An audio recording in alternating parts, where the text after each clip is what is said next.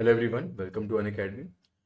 सो जैसा कि आप सभी ने देखा होगा टॉपिक, आज का जो मोटिवेशन लेक्चर है that is on the basis of कि जो हमारे आखिरी के 2 महीने हैं उसमें हम लोग कौन कौन से क्वेश्चंस ज़्यादा प्रैक्टिस कर सकते हैं। ठीक है, तो उन सब के बारे में अपन यहाँ पर डिस्कस करेंगे कि आपका जो अभी एग्ज़ाम आने वाला है एसएससी जेई का, तो आखिरी के 2 महीने में कि आपको किस डायरेक्शन में क्वेश्चंस की प्रैक्टिस करनी चाहिए, किस डायरेक्शन में आपको अपना प्रिपरेशन करना चाहिए, उसके बारे में अपन यहाँ पर डिस्कस करेंगे। तो सबसे पहले जितने भी बच्चे ये वाला वीडियो देख रहे हैं, मैं ऐसा मान के चलता हूँ कि आप जो अपनी प्रिपरेशन है वो ऑलमोस्ट कंप्लीट कर चुके हो। तो what I am assuming that कि व्हाट जितने भी आपके सब्जेक्ट्स हैं, जो एसएससी जे एग्जाम में आने वाले हैं, जितने भी टेक्निकल सब्जेक्ट्स हैं, साथ में जो आपका नॉन टेक्निकल का पेपर भी है, तो उसके मैक्सिमम पोर्शंस जो है वो आप कंप्लीट कर चुके हो। और कंप्लीट करने के बाद आपका जो रिवीजन वाला प्रोसेस है वो अभी चल रहा होगा। तो जिस समय हम लोग किसी भी सब्जेक्ट की प्रिपरेशन करते हैं, तो during the time of preparation of any subjects, आप कोई सा भी सब्जेक्ट उठा लो यहाँ पर, तो जब भी अपन सब्जेक्ट को प्रिपेयर करते हैं, हम सब्जेक्ट्स के कॉन्सेप्ट्स को समझने की कोशिश करते हैं। फिर हमारे सब्जेक्ट में एक पर्टिकुलर चैप्टर जब खत्म होता है तो अपन उसके जो रिस्पेक्टिव एग्जाम्स हैं हमारे, उसके अपन प्रीवियस ईयर क्वेश्चन सॉल्व करते हैं। अब प्रीवियस ईयर क्वेश्चन अपन कौन से एग्जाम के सॉल्व करते हैं, जिस भी एग्जाम की आप यहाँ पर प्रिपरेशन कर रहे हो।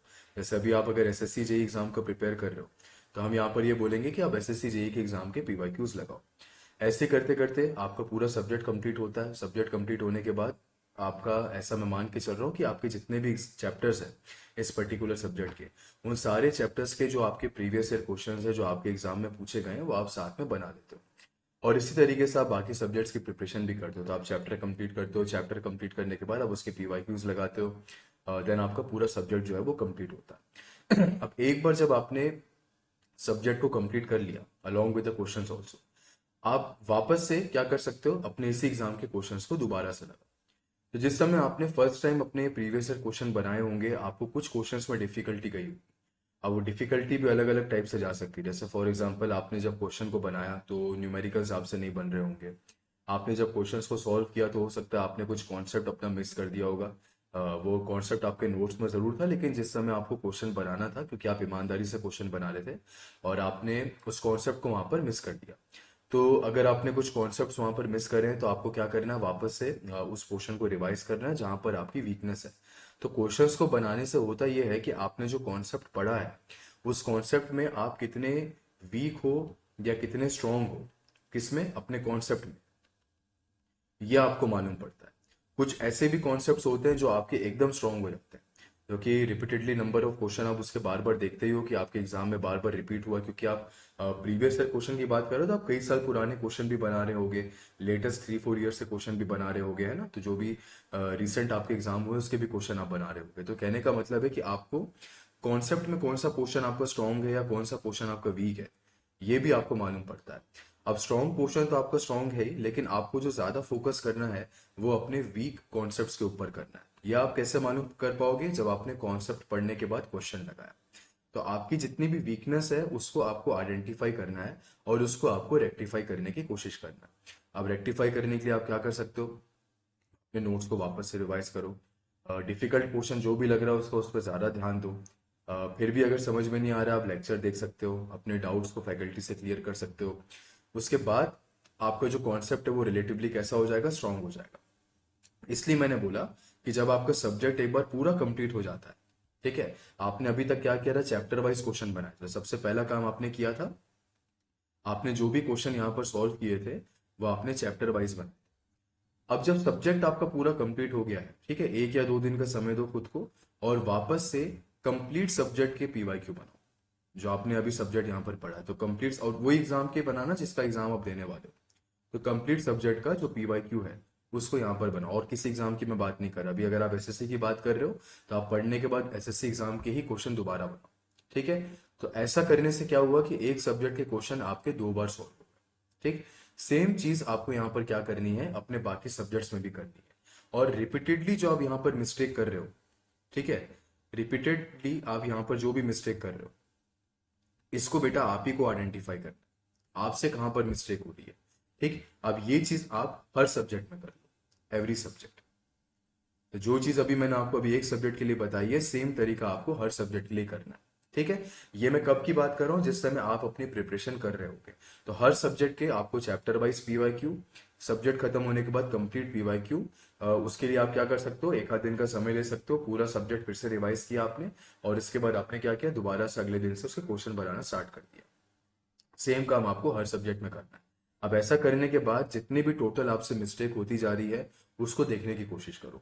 अगर आपसे बार बार कॉन्सेप्चुअल मिस्टेक हो रही है तो आप क्वेश्चन बनाना थोड़ा कम करो और कॉन्सेप्ट्स का रिवीजन ज्यादा करो। क्योंकि देखिए क्या होता है, अगर कॉन्सेप्ट आपका कमजोर होता है तो बहुत सारी थिंकिंग ये रहती है कि हम अगर क्वेश्चन लगाएंगे तो क्वेश्चन लगाने से हमारा कॉन्सेप्ट अच्छा हो जाएगा। अब इसमें भी लोगों का अपना अपना थिंकिंग हो सकता है, मैं किसी की थिंकिंग को यहाँ पर पॉइंट आउट नहीं कर रहा हूँ। ये मेरा खुद का मानना है कि अगर मान लीजिए कि आपसे कॉन्सेप्चुअल मिस्टेक हो रही है तो कॉन्सेप्चुअल मिस्टेक कभी भी क्वेश्चन से ठीक नहीं हो सकती। क्वेश्चन जो होता है वो आपके कॉन्सेप्ट को एक एज देता है, एक आपकी हेल्प करता है उस चीज को प्रॉपर तरीके से अप्लाई करने के लिए। लेकिन अगर आप कॉन्सेप्ट में ही मिस्टेक कर रहे हो, अगर आपसे कुछ कॉन्सेप्चुअल मिस्टेक है, अब देखो कॉन्सेप्चुअल मिस्टेक भी अलग अलग तरीके से हो सकती है। जैसे मान लीजिए कि आप कोई फॉर्मूला पढ़ रहे हो, उस फॉर्मूले में बहुत सारे टर्म्स हैं, उस टर्म्स का एग्जैक्ट मीनिंग आपको नहीं पता, उस फॉर्मूले के पीछे अजम्पशन क्या है वो आपको नहीं पता, उस फॉर्मूले के पीछे कौन से और मल्टीपल कॉन्सेप्ट्स लगे हुए हैं जिनका भी अजम्पशन आपको इन्वॉल्व करना है, ये सारी बातें हो सकता है आपको नहीं पता। तो ये सारी मिस्टेक भी उसके अंदर होती है। ठीक है, सबसे ज्यादा मिस्टेक होती है फॉर्मूले के जितने भी टर्म्स होते हैं वो आपको कई बार ध्यान में नहीं रहते। दूसरा, कई बार आपको फॉर्मूला तो याद रहता है लेकिन उस फॉर्मूले के एलएचएस में कौन सी क्वांटिटी थी वो आप भूल जाते हो। तो ये सारी मिस्टेक की मैं यहाँ पर बात कर रहा हूँ। तो ये मिस्टेक आपकी तभी अच्छे से हो सकती है जब आप क्या करो, कॉन्सेप्ट को ही वापस से रिवाइज करो। तो अगर आप बार बार इसी तरह की मिस्टेक कर रहे हो, आपसे कॉन्सेप्ट अगर छूटता जा रहा है, तो बेटर ये है कि आपने एक बार तो क्वेश्चन देख ही लिया है, कहीं ना कहीं वो क्वेश्चन आपके दिमाग में रहेगा, और क्योंकि आपने मिस्टेक करी है तो वो डेफिनेटली आपके दिमाग में रहेगा। तो आप यहाँ पर क्या करिए, आप अपने थ्योरी को रिवीजन में ज्यादा समय दीजिए, जो थ्योरेटिकल पोर्शन है उसके रिवीजन में ज्यादा समय दीजिए। ठीक है। अब कुछ बच्चों का ये भी मान्यता रहती है कि सर अगर मैं जितने भी एग्जाम अभी तक हुए हैं उन सारे एग्जाम के पीवाईक्यू अगर बना लेता हूँ तो यहाँ पर मेरा सिलेक्शन हो जाएगा, क्योंकि सारे क्वेश्चन रिपीटेड होते हैं। आपकी बात बिल्कुल सही है, क्वेश्चंस रिपीटेड जरूर होते हैं, लेकिन कितने क्वेश्चन बनाओगे? कम से कम आपके पास हर टॉपिक पे, हर सब्जेक्ट में 10,000 11,000 क्वेश्चन अवेलेबल है, क्या इतना समय है आपके पास? तो ऑब्वियस सी बात है, इतना ज्यादा समय नहीं होता। अगर इतना समय आपने एक ही सब्जेक्ट में दे दिया तो आप बाकी सब्जेक्ट्स कब पढ़ोगे?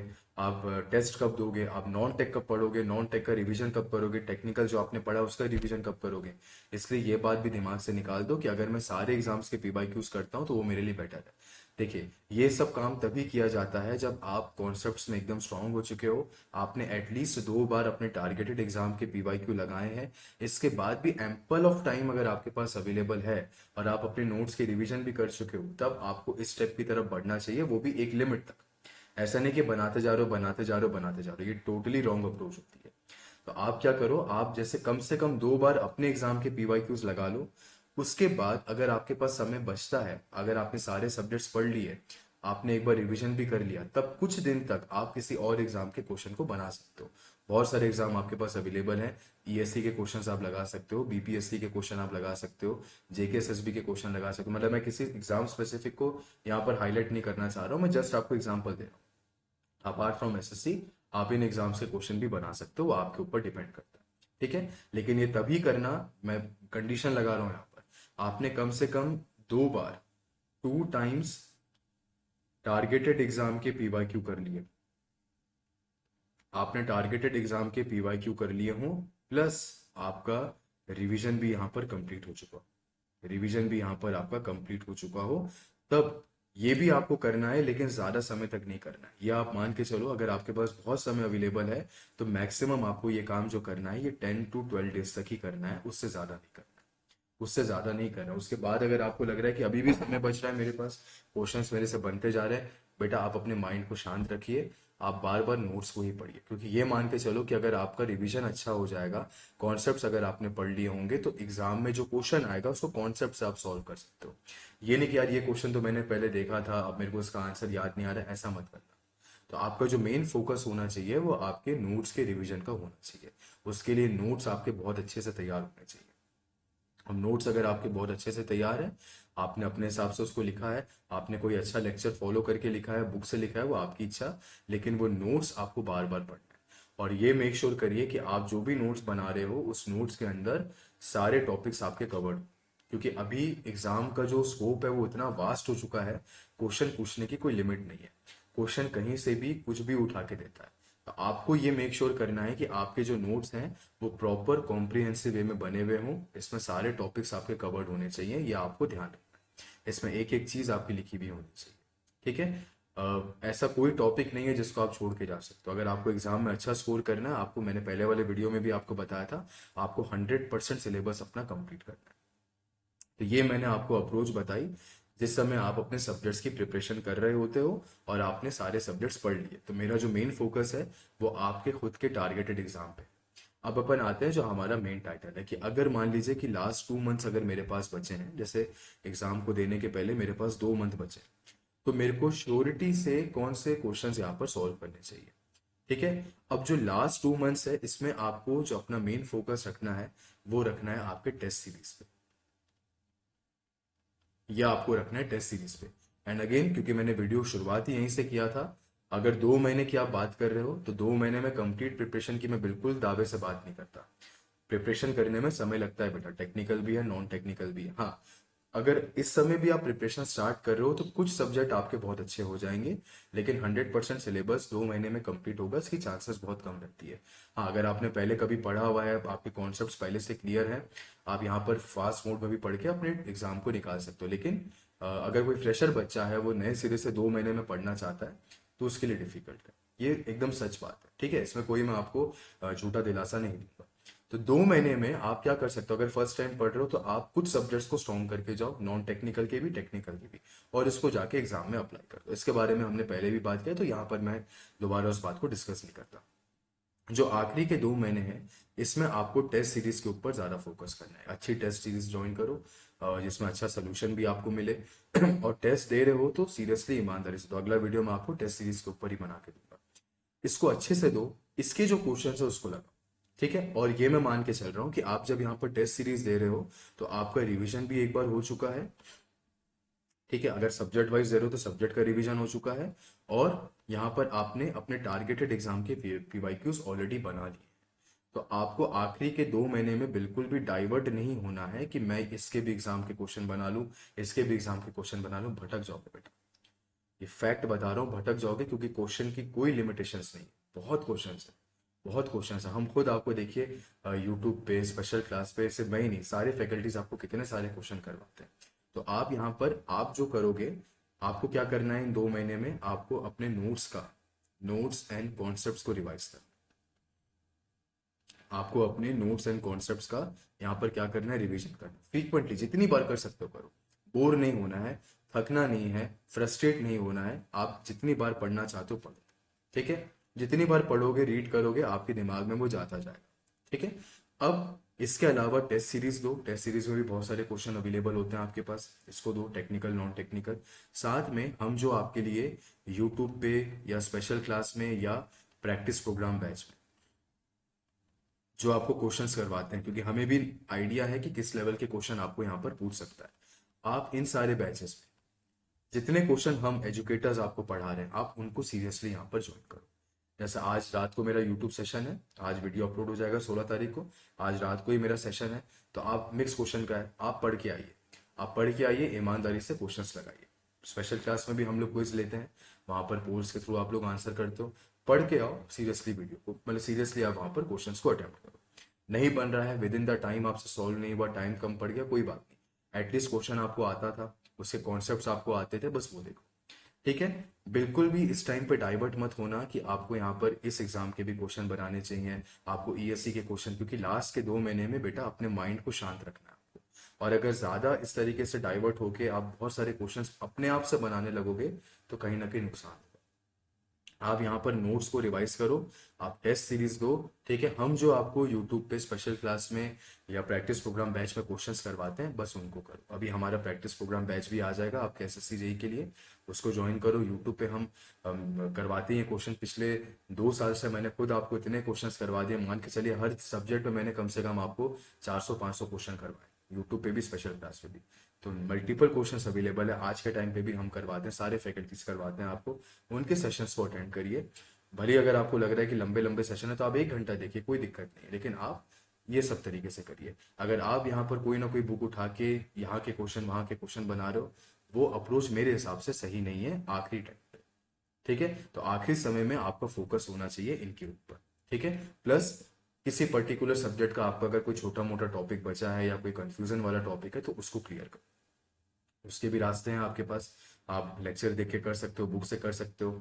ठीक है, बुक्स में कई बार होता है कि हमें समझ में नहीं आती, भाषा बड़ी टेक्निकल होती है, तो सबसे बेस्ट आप लेक्चर देखो। छोड़ के कुछ भी मत जाओ, कंप्लीट करो सिलेबस। और क्योंकि यहाँ वहाँ के अगर क्वेश्चन बनाओगे बेटा तो उतना समय भी नहीं है आपके पास, क्योंकि सिर्फ टेक्निकल नहीं पढ़ना है आपको, आपको टेक्निकल के साथ नॉन टेक भी पढ़ना है। तो आपको टेक्निकल के साथ नॉन टेक भी पढ़ना है, इसलिए आप अपने प्रिपरेशन को सिस्टमेटिक करना आखिरी के क्योंकि आखिरी के 2 महीने में बहुत कुछ हो सकता है। ठीक है, आप यहाँ पर इस समय अगर डीमोटिवेट हो गए तो आपके लिए बहुत बड़ा नुकसान है। अगर इस समय भी आप अपने आप को मोटिवेटेड रखते हो, आपसे माइंड को अपने फ्रेश रखते हो, आप नींद प्रॉपर तरीके से लेते हो, खाना अच्छे तरीके से खाते हो, तो ये मान के चलो फिटनेस भी रहेगी और आपका क्वेश्चन बनाने का जो अप्रोच रहेगा वो अच्छा रहेगा। तो इसलिए डाइवर्ट मत होना इस समय में। बेटर है कि आप नोट्स को पढ़ो जैसा अभी मैंने बताया, और इन सब चीज़ों को बस यहाँ पर करो।